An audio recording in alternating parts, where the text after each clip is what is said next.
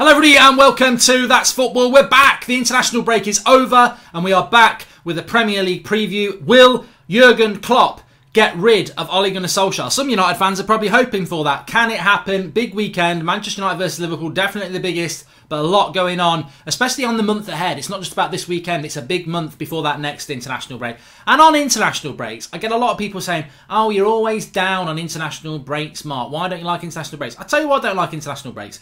They remind me of when I was younger on a Saturday and Football Focus was on and your mum had come in the living room with the hoovering. Yes, the football's still on, but it's bloody irritating. Or as you get older, when you're trying to watch a football match and someone's in your ear, you know, I just want to watch the football. Shut up and let me watch the football. And the international break is just a distraction. So, here we go then. Manchester United versus Liverpool. There are some big games this weekend. I think Spurs against Watford, which is going to be our watch-along this weekend. We always do a watch-along for every Premier League weekend. We're going to do 3 o'clock on Saturday, so the featured game will probably be Spurs-Watford, but there's a lot of other games are on that we could keep an eye on and flick onto. But we'll come to that in a moment. Will Jurgen Klopp sack Ole Gunnar Solskjaer this weekend? Yes and no. Yes and no. I don't think Manchester... Well, let's assume that Manchester United are going to lose, first of all, which I'm not going to do. You've got to watch my previews on the United stand for that, but I refuse to accept it, basically because it's Man United versus Liverpool. And I don't care whether United have got their whole team out injured. It's United against Liverpool. It doesn't really matter. Talent doesn't matter that much. It's about... It's the biggest game. And everybody's game should go up a level. Especially if you're the underdog. So, but... If Liverpool did win, like many people are predicting, is that the end of Ole Gunnar Solskjaer? No.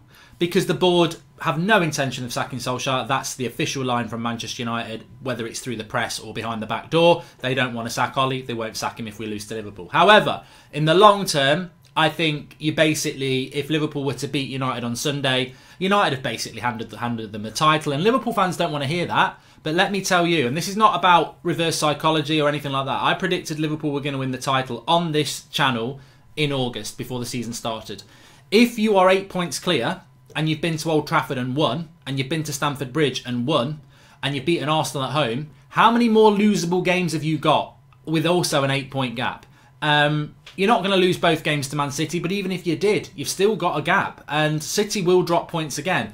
So I think this is symbolic for Liverpool to win the game on Sunday at Old Trafford will make them believe even more. But from United's point of view, you're basically handing Liverpool the title if you lose, and that is unacceptable. So I don't think Ole gets sacked on Monday if he loses on Sunday, but I think he will be sacked at some point if he loses because ultimately you can't move past that. And I just think it will be the beginning of the end. He's got one chance to get this right, I think, Ole now. I'd say he's in the last chance saloon. He's got to pull out his gun and fire off some shots because that's what happens in the Wild West, and that's where United are. It's lawless, and we need a leader. We need a sheriff in town, and it's Ole's last chance.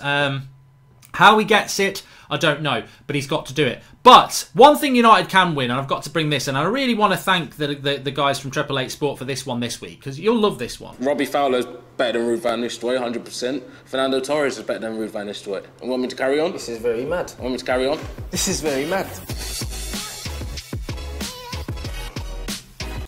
Links in the video description. Get over there and see. We've put up our combined Manchester United, Liverpool, Premier League 11.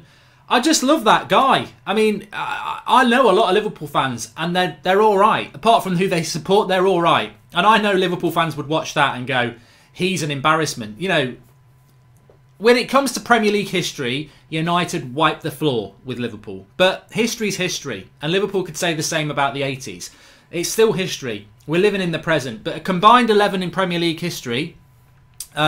just check out what we've put out there because I can tell you now there's only one Liverpool. I don't even know why. I'll give you a spoiler alert because they're not in my combined 11. Why are they talking about Van Nistelrooy or Torres? They're not even in a combined Premier League 11. They're nowhere near it. So I don't even know what either of them are talking about there. But links in the video description for that. But it's one thing that United definitely do win. And as I said, links in the video description. Make sure you go and check it out because it's a very interesting debate. And that Liverpool fan or ex-Arsenal fan is I don't know what he's on. He's funny. He makes me laugh. But Premier League weekend prediction for Manchester United versus Liverpool.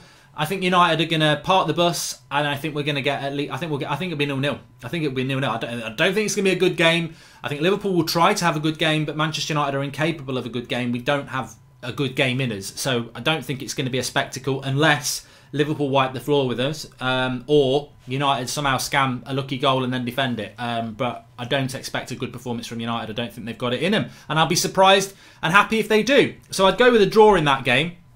But moving to the rest of the weekend, I struggled a little bit this weekend, I've got to be honest, because there's always a game that jumps out. Obviously, always going to do the United stand, the United game. But I like to do one Premier League game from the weekend as a watch along on here. Really enjoy the sort of banter and football chat that we have. We did Liverpool-Leicester last 2 weeks ago.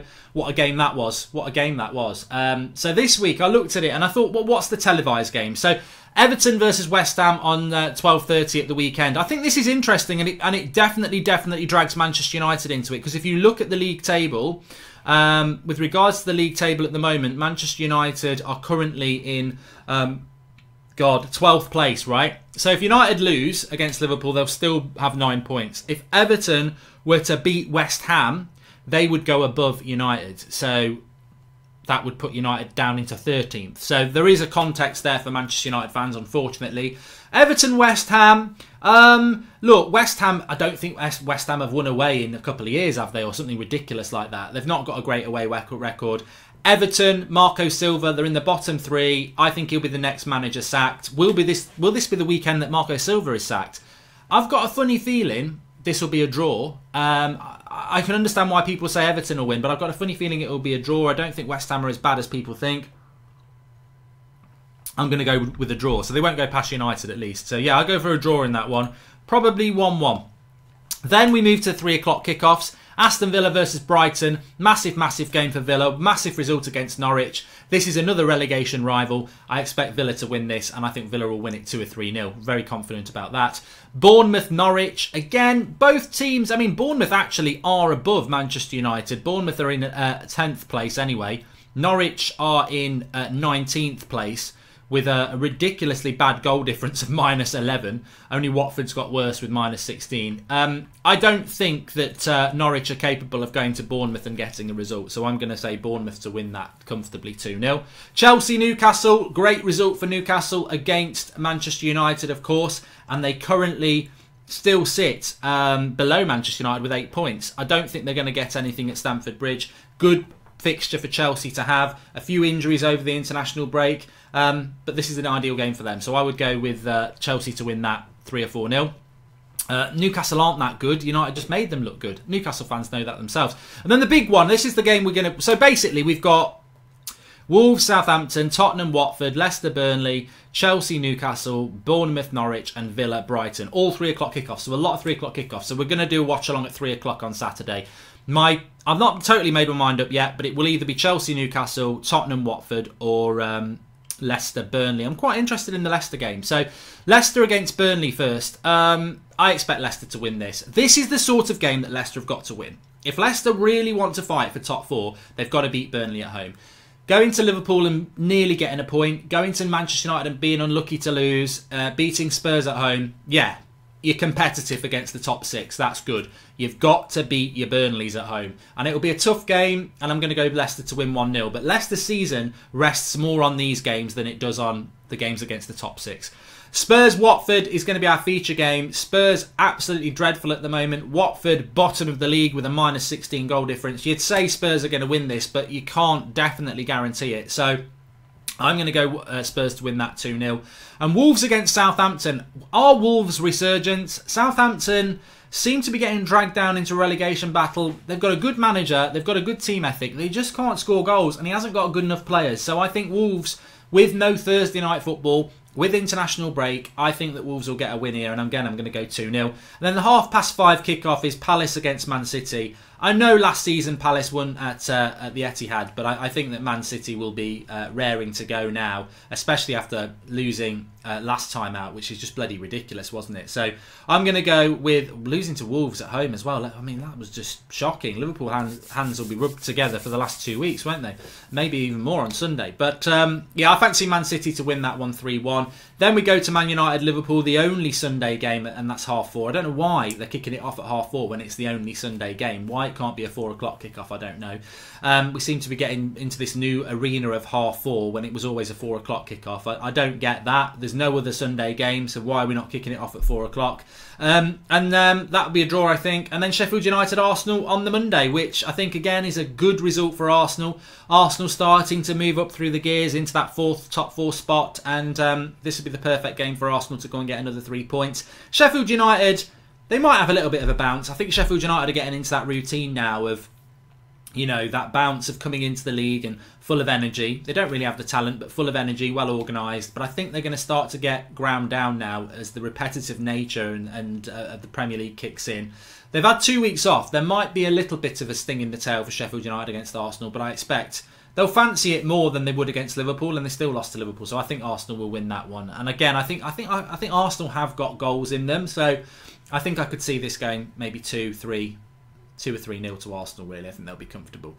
So that's my Premier League predictions for the weekend. Remember, you can join me at around 3 o'clock on Saturday afternoon for the watch-along. We'll be covering all those 3 o'clock kickoffs. I'll decide which game we're going to cover.